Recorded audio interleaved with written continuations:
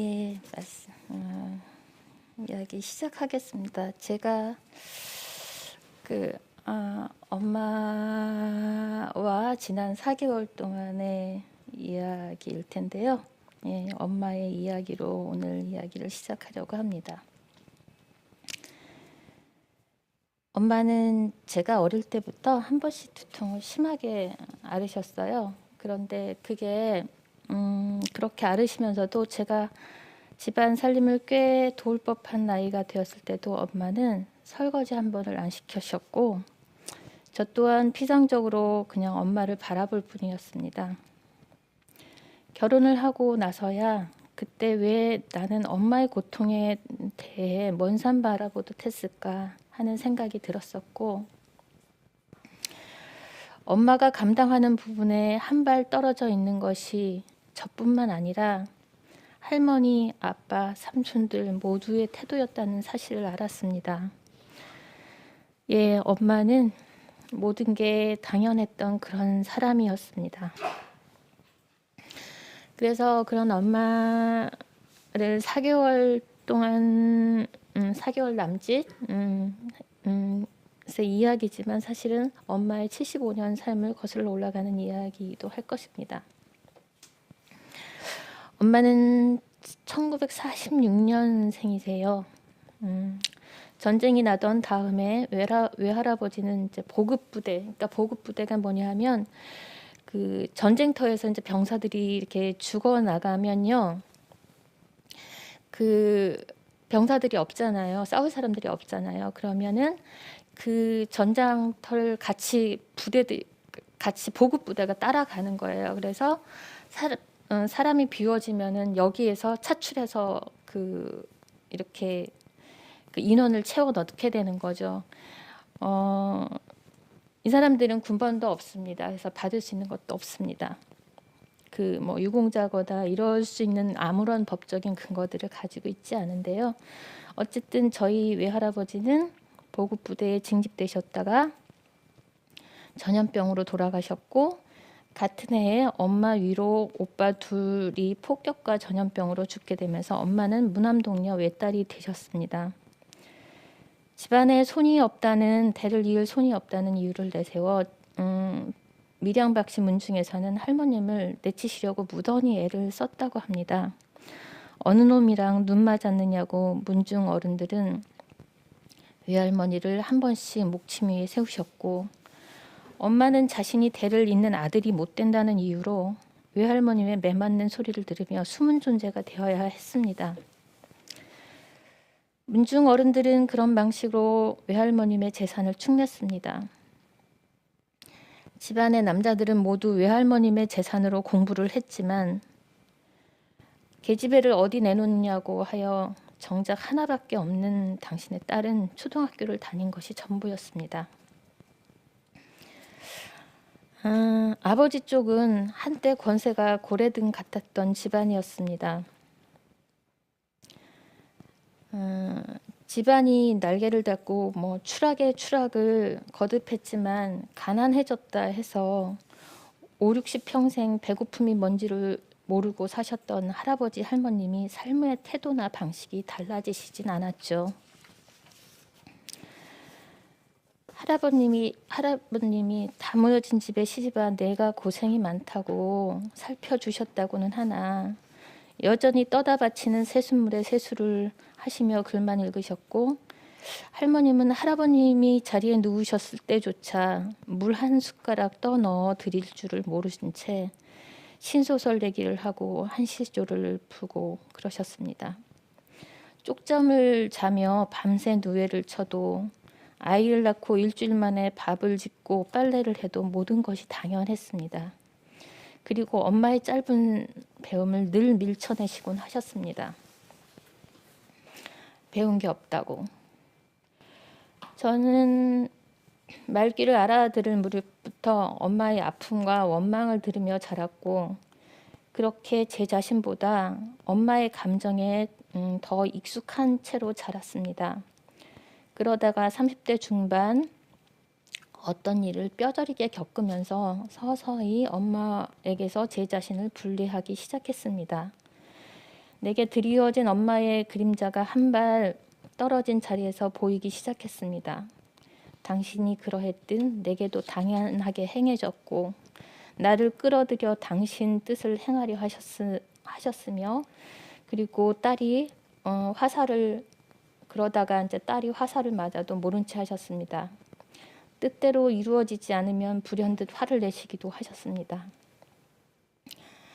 엄마의 피해의식의 그림자에서 벗어나는데도 많은 시간이 걸렸습니다. 베푸면서 많은 사람들 사이에 서 계셨지만 그 감당은 종종 제 몫이었습니다. 아버지 사무제를 지내고 다음날 엄마는 병원에 입원하셨고 다발성 골수종이라는 혈액암 판정을 받았습니다.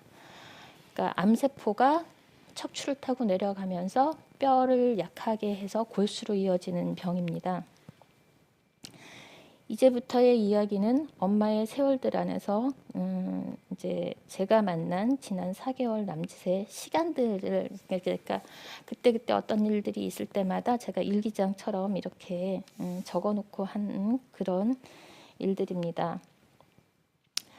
근데 이제 그런 시간들이 제게 있었는데요. 그래서 앞에 얘기에서 이제 눈치채셨을 것 같습니다. 저는 엄마를 좋아하는 딸이 아니었습니다. 제 40대 이후의 삶은 엄마로부터 선긋기였는데 저를 분리해내지 못한 엄마가 여전히 당신이 믿는 대로 익숙하신 대로 하려 하시면 저는 들어주다가도 어느새 어김없이 선을 긋곤 했습니다. 여기까지야 하듯이 그렇게 선을 그었습니다. 엄마의 그림자를 밟지 않으리라 했던 것이죠.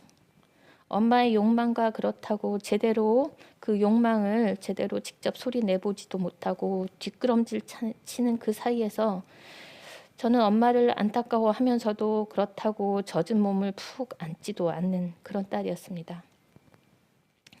손을 내밀어 물에서 건져주고는 늘 여기까지만 하며 물기를 닦아주고 옷을 갈아입고 말리는 것은 엄마의 몫으로 늘 남겨두었었죠. 처음에 엄마를 병원에서 이제 퇴원하시고 엄마를 저희 집에 모시게 되었을 때 제가 가장 힘들어했던 것은 엄마의 우울이었습니다. 엄마는 엄마의 삶을 살아보지 못한 그런 분이세요. 아버지는 늘 기력이 없어 누워 계시는 시간이 많기는 했지만 습관처럼 책을 보시고 신문을 보시고 정리를 하시며 혼자 자신의 시간들을 잘 보내시는 분이었어요. 반면 엄마는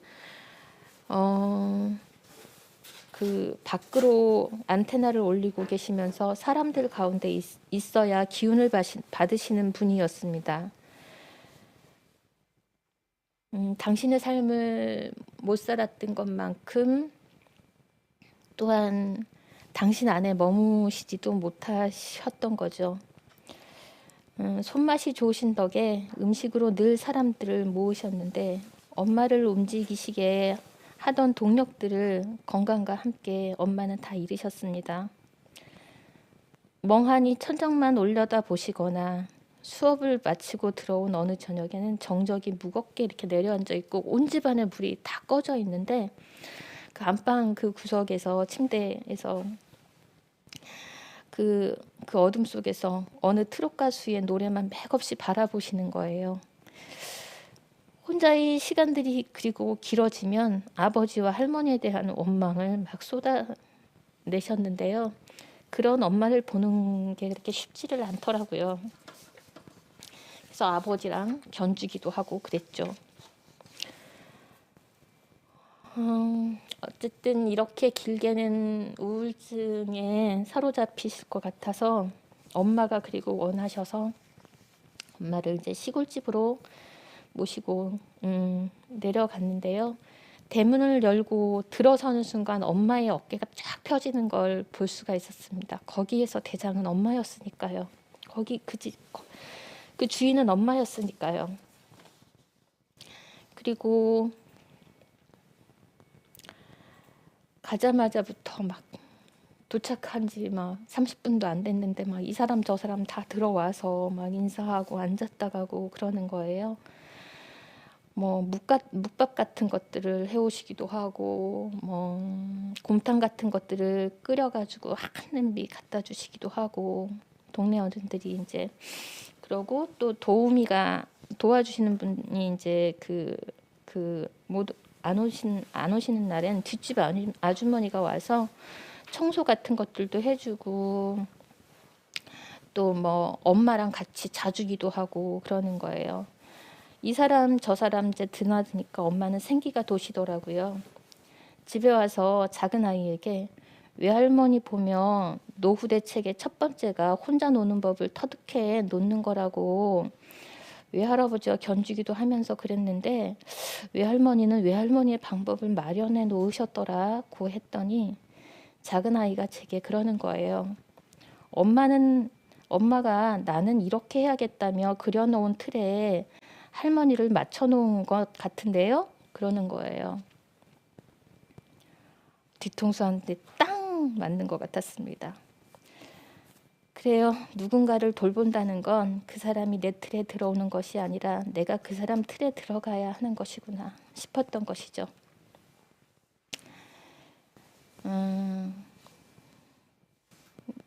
내일은 돼지갈비를 좀 해먹자. 내가 그게 먹고 싶었어. 그러지 뭐 하고는 다음날 아침 고기를 사러 나가는데 한 5, 6만 원어치 사와 그러시는 거예요. 저야 두세 천면 끝나고 엄마도 입이 헐어 몇 천 못 드실 거고 그걸 누가 다 먹으려고 하다가 그게 어디로 향하고 있는지를 알게 되었어요. 이제 저녁에 큰 동생네가 온다고 했던 말이 떠올랐던 것이죠. 갑자기 하기가 싫어지더라고요. 늘 제 몫으로 돌아오던 것들이었으니까요. 그러다 며칠 후 함께 있게 된 큰올케가 이런저런 얘기 중에 아이 아빠 생각하면 일찍이 이혼하는 게 맞았죠. 그런데 어머님한테 받은 게 너무 많아서 그러면 안 되겠지 싶더라고요. 받은 건 갚지 못할 망정 어머님한테 아이들 맡긴다는 게 너무 염치 없더라고요. 제가 받은 가장 큰 사랑이었어요.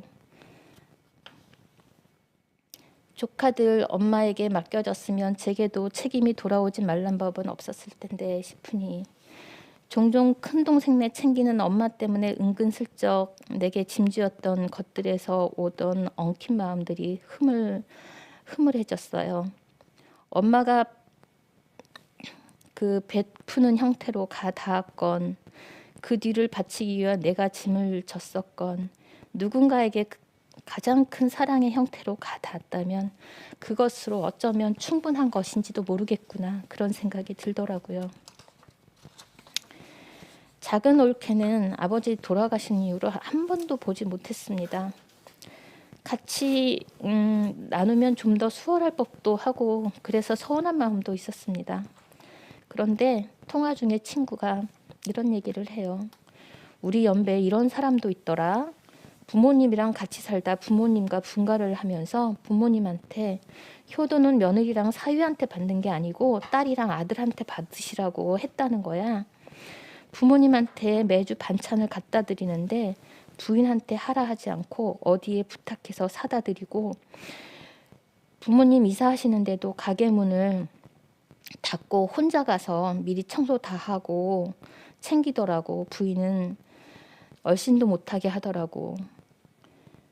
그렇지 아들과 딸이 하는 거지 싶으니 갑자기 서운한 마음이 다 사라지고 이제껏 했던 것만으로도 충분히 고마워지더라고요. 엄마가 할머니와 아빠에게 배운 거 없다고 무시했었노라 이제 원망을 하시면 그 전에는 왜 그럴 때 그걸 참고만 있었나 하면서 되게 답답했었거든요. 그런데 이제는 엄마 속상했겠다. 글은 사람을 향해야 하는 게 아니고, 그러니까 다 배웠으면, 아니, 글은 사람을 향해야 하는 게 아니냐고 막 뭐라 하지 그랬어. 다 무너졌어도 호령만 남은 이 집에 와서 내가 배웠으면 이 고생 하겠느냐고 막 따지지 그랬어. 막 이렇게 맞장구를 쳐주다가 이렇게 말합니다. 엄마 얼마나 아프고 서러웠을까. 얼마나 움츠렸어. 참느라고 고생 많았고 그 세월 그 이기고 나오느라 고생 많았어. 그렇게 엄마 자신에게 이렇게 엄마 몸 쓰다듬으면서 얘기를 한번 해줘요. 그때 내가 너를 돌보지 못했네. 많이 아팠지? 하고 엄마가 엄마 몸에 손을 얹고 말해줘요. 나한테도 서운한 거 있으면 다 말해도 돼요. 망설이고 참고 그러지 말고 다 말해도 돼 하고 말합니다. 이렇게 말할 수 있었던 건 가까이서 엄마의 동시 감정들을 어린 아기 실핏줄처럼 볼 수 있기 때문일 것입니다. 그 미묘한 변화들을 볼 시간들이 많음으로 인해 오히려 엄마를 이해하게 된 것인지 아니면 엄마가 아프다는 게 나를 화해시킨 것인지 어쨌든 저는 요즘 엄마와 살을 맞대며 엄마의 삶에 대한 구체적 사실들의 제 마음을 부비면서 엄마의 삶을 통째로 받아안기 시작했습니다. 그냥 삶인 거구나. 더 좋고 더 현명하고 그런 게 하지 못했고 그랬던 게 아니고 그냥 삶인 거구나. 그렇게 이해가 됩니다. 엄마를 돌보며 일기처럼 이야기들을 적곤 하는데 이렇게 이제 몇 가지만 그 짧게 얘기를 해보았습니다. 저는 이렇게 맨날 깨지며 제 스스로를 허물고 있는 중입니다. 노안이란 말이 가진 나이듦과 죽음에 대한 이전의 생각들이 너무 피상적이었던 만큼 구체적 사실들이 내 몸을 통과할 때 만나는 것들은 그 어떤 규정도 필요하지 않다는 생각을 하게 되었고 엄마를 목격시켜드리며 제 안에 어린 저를 만나기도 하고요. 요즘은 연세 드신 분들 보면 그냥 그 존재 자체로 고맙고 좋고 귀하게 느껴지더라고요. 풀꽃처럼 누가 몸 낮춰보지 않으면 지나치고 밟히기 쉬운 꽃이지만 잎 나고 꽃핀 그 순간만은 그 어떤 꽃들도 자기 삶의 절정을 지나는 것이고 겨울잠 잘 때는 보이진 않아도 땅 밑에 노랗고 빨갛고 파란 씨앗들을 가득 뿌려 놓죠. 그냥 귀하고 좋고 아름다운 것이라는 생각이 들었습니다. 지난 4개월 사람들은 제가 엄마를 돌본다고 이야기를 합니다. 그런데 사실은 거꾸로입니다. 제가 그었던 선들은 엄마를 향한 것이 아니고 저를 향한 것이라는 것들을 알게 되었습니다. 제가 엄마를 밀어냈던 것들은 사실은 제가 저를 밀어냈던 것이죠. 제 안에 받았던 상처들에 제가 엄마에게 했던 얘기들처럼 서운하구나, 아팠구나, 힘들었을 텐데 그때 살펴주지 못해서 미안했어 하고 얘기해주지 못했던 것이었고 늦었지만 이제라도 마데카소를 발라줄 수 있었던 시간들이었습니다. 그렇게 저를 돌본 시간들이었습니다. 마태복음 22장 32절에는 나는 아브라함의 하나님, 이삭의 하나님, 야곱의 하나님이다. 하나님은 죽은 사람들의 하나님이 아니라 살아있는 사람들의 하나님이시다. 하나님이 하늘 저 먼 곳에 계신 분이 아니라 우리 안에 임재하시는 것처럼 그 죽은 자의 하나님이란 말이 그러니까 그 피상적으로 그냥 너무 상투적으로 하는 그런 사랑이 아니라 나에 대한 이해와 화해로부터 있는 것이 아닐까 싶습니다. 아는 것이 많아도 그것이 사람을 향한 것이 아니라면 그 알면 아는 것이 아니고 엄마와의 분리가 아무리 제 길로 간 것이라고 하더라도 그것이 나와 화해함으로써 엄마를 안을 수 있는 것이어야 살아있는 것이 되는 것이고 그 안에 하나님이 계시게 되는 것이다 라고 저는 이 말씀을 이해합니다. 이 말씀에 이어 36절에는 선생님, 율법에서 어느 것이 가장 중요합니까? 이에 예수님은 내 모든 마음과 모든 목숨과 모든 정성을 다해서 내 하나님을 사랑하라라고 하십니다. 39절에는 내 이웃을 내 자신처럼 사랑하여라라고 말씀하십니다. 저는 사랑하라라는 이 말씀을 내 자신과 먼저 사랑하라는 말로 읽습니다. 하나님을 사랑하는 것이 곧 나를 사랑하는 것이고 나를 사랑하는 것이 나와의 화해이고 나와의 화해를 통해 우리는 다른 사람과 소통하고 이해하고 사랑할 수 있는 것이라고 읽습니다. 엄마 때문이 아니라 저 때문이었고 그 양면을 모두 보고 나서야 온전히 하나를 볼 수 있었고 제 수면 밑에 잠자던 것들을 만날 수 있었고 아직 여전히 부족함에도 저는 그냥 이렇게 바라보는 것을 배우고 있는 중입니다. 마음만큼 아픈 몸이 된 엄마를 조금씩 이렇게 헤아리고 있는 중입니다. 마지막으로 겨울나무라는 그림책의 글을 읽으면서 오늘 이야기를 마칠까 합니다. 꽃핀 적엔 보지 못했네. 꽃가지 받치던 장가지들. 임난 적엔 보지 못했네. 뻗으려 애쓰던 가지의 끝을. 굳건하던 줄기와 억센뿌리들. 단풍 들고 낙엽지고 서리 내리고 꽃도 잎도 열매도 떠난 겨울. 지금에야 나는 보았네. 푸르던 그늘 아래 벌레 먹은 자리들. 가지를 잃은 상처들. 상처마다 무심한 딱정이들. 얼마나 줄기를 올려야 하나 어디쯤 가지를 나눠야 할까 머뭇거리던 시간들. 견디다 살갗에 새긴 깊은 주름들. 꽃도 잎도 열매도 떠난 겨울. 지금에야 나는 보았네. 비로소 꽃도 잎도 열매도 아닌 저 나무가 햇살에 빛나는 것을.